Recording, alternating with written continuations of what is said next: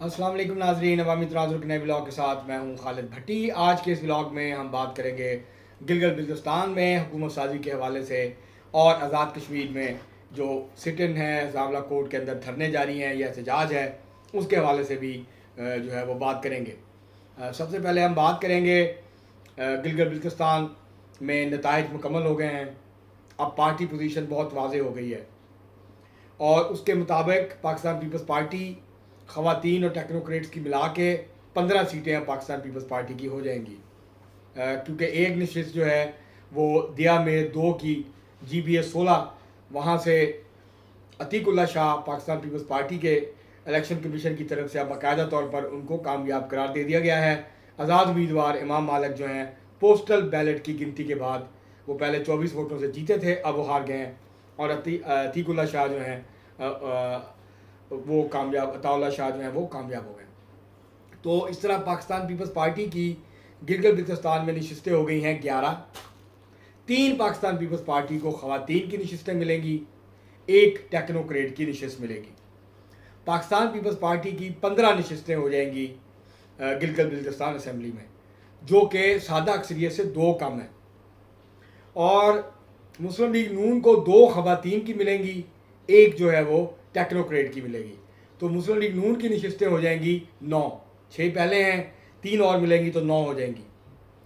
इसके बाद जो IPP है, इस्तेहकाम पाकिस्तान पार्टी, उसकी 4 नशिस्तें आज़ाद उम्मीदवार शामिल हो गए हैं। उनको टेक्नोक्रेट्स की 1 नशिस्त मिलेगी और 1 नशिस्त जो है उनको मिलेगी ख़वातीन की। तो इस तरह उनकी मजमूई तादाद हो जाएगी 6 और यूँ वो तीसरी बड़ी पार्टी जो है वो बन जाएगी गिलगित बल्तिस्तान की असम्बली में। तो उसके बाद हुकूमत साजी के लिए अब जो ऑप्शन बचा, उसके बाद 3 आज़ाद, उसमें से 2 आज़ाद अरकान बाकी बचेंगे, तो जो तहरीक इंसाफ के हमायत याफ्ता हैं उन्होंने अभी तक कोई फ़ैसला नहीं किया। अगर वो IPP में चले जाते हैं तो उसके बाद अगर वो IPP ज्वाइन कर लेते हैं तो उसके बाद फिर IPP की नशिस्तों की तादाद बढ़ जाएगी और उसको ख़वातीन की भी जो है उस एक और नशिस्त मिल सकती है इस्तेहकाम पाकिस्तान पार्टी को। और फिर मुस्लिम लीग नून इस्तेहकाम पाकिस्तान पार्टी की 8 नशिस्तें हो जाएंगी, 9 नून लीग और 15 पाकिस्तान पीपल्स पार्टी की। तो ये 33 जो नशिस्तों पर मुश्तमिल असम्बली है, इसमें अब पार्टी पोजीशन कुछ इस तरह से है। लेकिन अभी तक उनकी तरफ से कोई ऐलान नहीं हुआ, ना उन्होंने अभी तक MWM ज्वाइन किया है। तो अब एक मेंबर हैं कासिम मैसम, जो कि मजलिस वाज़द मुस्लिमीन के हैं, 2 PTI के आज़ाद अरकान हैं। ये 3 जो अरकान हैं, अगर ये पाकिस्तान पीपल्स पार्टी की हमायत का ऐलान कर दें तो फिर पाकिस्तान पीपल्स पार्टी इस्तेहकाम पाकिस्तान पार्टी और मुस्लिम लीग नून के बग़ैर के GB के अंदर हुकूमत बना पाएगी। लेकिन क्या ये आसान है? लगता नहीं है। और पाकिस्तान पीपल्स पार्टी को अंदाज़ा है कि अगर वो PTI की मदद से हुकूमत बनाती है वहाँ GB में, तो वो हुकूमत जो है वो बहुत ज़्यादा मुस्तहकम नहीं होगी, दबाव आएगा और इस्टेब्लिशमेंट भी इस बात को शायद ज़्यादा पसंद ना करे।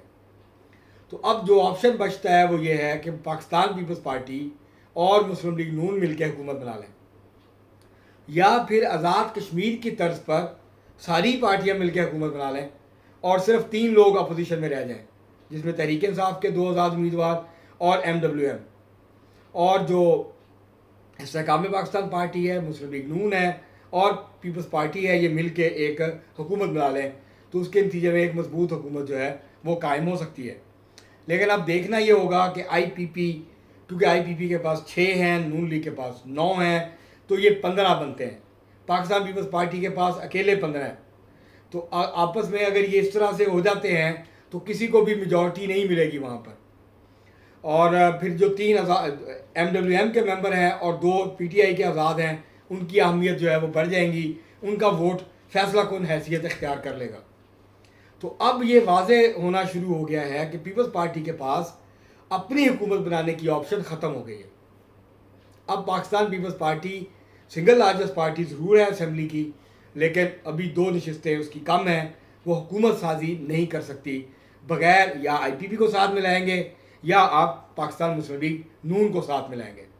तो अब देखते हैं कि अब ये जो तब्दील शुदा सूरत हाल है, और ये तब्दील हुई, कल हमने आपको बताया था व्लॉग में کہ آئی پی پی کے چار آزاد ارکان تھے وہ آئی پی پی میں چلے گئے، اس کے بعد ساری صورتحال تبدیل ہو گئی. تو اب جو نتائج مکمل ہو گئے ہیں، سرکاری نتائج تمام حلقوں کے جاری ہو گئے ہیں، اگلے 1-2 دنوں میں گزر نوٹیفیکیشن ہو جائے گا. اس کے بعد پھر باقاعدہ طور پر جو خواتین کی نشستیں ہیں اور ٹیکنوکریٹ نشستیں ہیں وہ آفیشیلی جو ہیں وہ الاٹ ہو جائیں گی، وہ ان کو مل جائیں گی پارٹیوں کو. تو اس کے مطابق جو اب تک کی صورتحال ہے اس کے مطابق جو پاکستان پیپلز پارٹی ہے وہ اس کو یا حکومت بنانی ہے نون لیگ کے ساتھ یا حکومت بنانی ہے آئی پی پی کے ساتھ. تو اب نیگوسیشن ہوں گے اور اس کے بعد پھر طے ہوگا. ہاں اگر تحریک انصاف کے دونوں آزاد جو ہیں وہ پیپلز پارٹی میں چلے جاتے ہیں تو پھر پاکستان پیپلز پارٹی کو سادہ اکثریت مل جائے گی اور وہ حکومت بنا پائے گی اپنے طور پر، اور پھر آئی پی پی کو اور مسلم لیگ نون کو اپوزیشن میں بیٹھنا پڑے گا، لیکن یہ بڑی مضبوط اور تگڑی اپوزیشن ہوگی. تو یہ تو اس وقت صورتحال ہے جی بی کی، اور ابھی تک واضح نہیں ہے. چیف منسٹر کے کینڈیڈیٹس جو ہیں وہ بھی اناؤنس نہیں ہوئے آفیشیلی. ابھی تک تو چائے مگویاں ہیں، ابھی تک تو اندازے ہیں کہ کون بن سکتا ہے. امجد ایڈوکیٹ بنیں گے پاکستان پیپلز پارٹی کی طرف سے یا کوئی اور آئے گا، یا اور مقابلے میں کون آتا ہے چیف منسٹر کا امیدوار. تو یہ بھی سب باتیں اب جو ہے یہ کھچڑی پکنے کے بعد اب جو صورتحال ہے وہ بہت زیادہ جو ہے وہ کنفیوژن کا شکار ہو گئی ہے. تو اب پتہ چلے گا کہ کون چیف منسٹر کا امیدوار آتا ہے کس طرف سے، تو پھر معاملات جو ہیں وہ آگے بڑھیں گے. اب جو دوسرا مسئلہ جس کے اوپر بات کرنی ہے آج کے اس ولاگ میں وہ ہے آزاد کشمیر میں جاری احتجاج. ہفتے سے زیادہ ہو گیا اور معاملات کسی طرف لگ نہیں رہے ہیں ابھی تک. 9 جون کو لانگ مارچ شروع ہوا تھا، راولہ کوٹ میں دھرنا جو شہر میں تھا وہ شروع ہوا پھر ختم ہو گیا. اس کے بعد 9 مارچ کو یہ شرکا نکلے مختلف جگہوں سے کشمیر کی اور یہ پہنچے راولہ کوٹ کے باہر، اور 2-3 مقامات پہ انہوں نے وہاں پر جو ہے وہ دھرنا دیا. وہ دھرنا بھی جاری ہے. دھرنا دینے والے جو مظاہرین ہیں ان کی مشکلات بڑھ رہی ہیں. ان کے لیے کھانے پینے کا مسئلہ ہے، وہاں رہنے کا مسئلہ ہے. ظاہر ہے وہاں ٹوائلٹس تو نہیں ہیں وہاں اور اس طرح کی سہولتیں تو نہیں ہیں، تو ان کے لیے بھی مشکلات بڑھ رہی ہیں. بارش کی وجہ سے وہاں پہ سردی بھی بڑھ جاتی ہے. راولہ کوٹ کیونکہ ہائٹ پہ ہے اور ٹھنڈا علاقہ ہے تو وہاں پر جو ہے وہ سردی کا ایشو بھی ہے موسم کا. تو رات کو اگر بارش ہو تو رات کو ٹھنڈ بڑھ جاتی ہے. تو یہ اب صورتحال ہے اور ابھی تک ڈیڈ لاک ہے. ابھی تک صورتحال جوں کی توں ہے، معاملات آگے نہیں بڑھ رہے. 10 نکاتی ایک نیا ایجنڈا یا فارمولہ کہہ لیں یا مطالبات کہہ لیں وہ جوائنٹ ایکشن کمیٹی کے سامنے آئے ہیں، لیکن حکومت یا اسٹیبلشمنٹ کی طرف سے اس کے اوپر کوئی رسپانس سامنے نہیں آیا. اسٹیبلشمنٹ کا اور حکومت کا موقف یہ ہے کہ پہلے آپ کال آف کریں احتجاج، لوگ جو ہیں جن کے اوپر ایف آئی آرز ہیں وہ گرفتاریاں پیش کریں، اس کے بعد بیٹھ کے ہم طے کریں گے کہ آپ کا کیا کرنا ہے.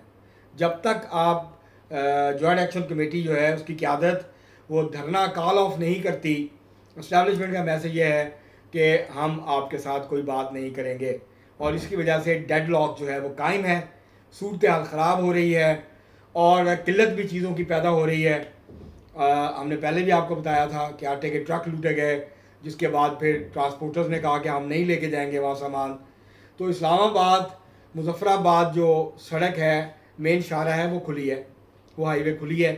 آپ مری کے راستے کوہالہ کے راستے جا سکتے ہیں مظفر آباد، وہاں سے اسلام آباد بھی آ سکتے ہیں. لیکن باقی جو سڑکیں ہیں کچھ وہ بند ہیں. اور تو صورتحال جو ہے وہ بہتری کی طرف نہیں جا رہی ہے. اور نہ تو جو مظاہرین ہیں وہ راولہ کوٹ سے گزر کے آگے جانے کی پوزیشن میں ہیں، نہ وہ آگے جا رہے ہیں، اور جو سیکورٹی فورسز ہیں وہ راولہ کوٹ شہر میں ہیں، نہ وہ ہی مظاہرین کی طرف جو ہے وہ کوئی پیش قدمی کر رہی ہیں. تو ایک ڈیڈ لاک کی کیفیت ہے، سٹینڈ آف ہے، اور دونوں فریق انتظار کر رہے ہیں کہ کس کا حوصلہ پہلے جواب دیتا ہے، کس کے اعصاب چٹکتے ہیں، اور کون کوئی ایسی غلطی کرتا ہے جس کے نتیجے میں پھر دوسرے فریق کو موقع مل جائے. تو اب یہ اس وقت یہ صورتحال ہے.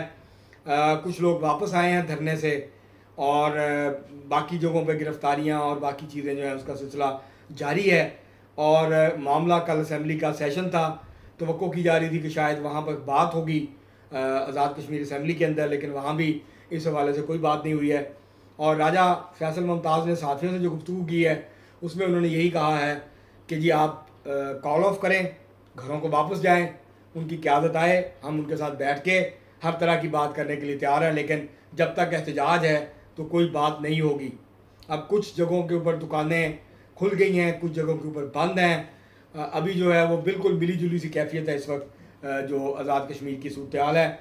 تو توقع کی جانی چاہیے کہ یہ آنے والے چند دنوں میں صورتحال واضح ہو جائے گی. اب جو پونچھ کے اندر کاغذات نامزدگی جمع ہونے ہیں 27 جولائی کے لیے، الیکشن کمیشن نے یہ کہا ہے آزاد کشمیر کے کہ وہ امیدوار جو پونچھ میں کاغذات جمع کروانا چاہیں تو وہ وہاں کی بجائے وہ راول پنڈی کے دفتر آ کے اپنے کاغذات نامزدگی جمع کروا سکتے ہیں. آج 17 ہے، 2 دن باقی ہیں. آج کے بعد 19 تاریخ آخری ہے کاغذات نامزدگی جمع ہونے کی. اب اس میں ایکسٹینشن ہوتی ہے نہیں ہوتی ہے یہ بھی کچھ نہیں کہا جا سکتا. تو ابھی بہت ساری چیزیں جو ہیں وہ واضح نہیں ہیں، لیکن ایک بات بڑی واضح ہے کہ دونوں فریق پیچھے ہٹنے پہ آمادہ نہیں ہیں، اور اس کے نتیجے میں کوئی ایک فریق اگر آگے بڑھا تو اس کا ناگزیر نتیجہ تصادم کی صورت میں نکلے گا. اب تک کے لیے اتنا ہی. بہت شکریہ.